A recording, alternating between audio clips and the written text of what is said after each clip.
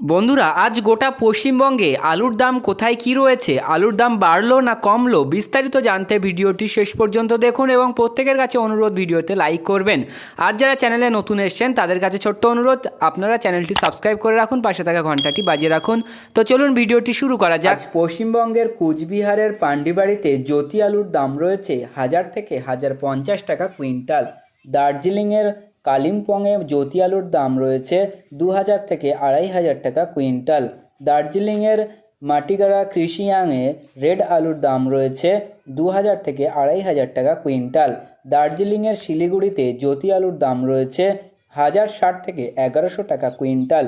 হুগলির শেওড়াফুলিতে জ্যোতি আলুর দাম রয়েছে 1340 থেকে 1380 টাকা কুইন্টাল। জলপাইগুড়ির ময়নাগুড়িতে জ্যোতি আলুর দাম রয়েছে 1000 থেকে 1200 টাকা কুইন্টাল। মেদিনীপুর ইস্ট এগরা কোন্টায়ে জ্যোতি আলুর দাম রয়েছে 1280 থেকে 1320 টাকা কুইন্টাল। মুর্শিদাবাদের বেলডাঙাতে জ্যোতি আলুর দাম রয়েছে 1270 থেকে 1340 টাকা কুইন্টাল। উত্তর 24 পরগনার হাবড়াতে অন্যান্য আলুর দাম রয়েছে 1160 থেকে 1200 টাকা কুইন্টাল।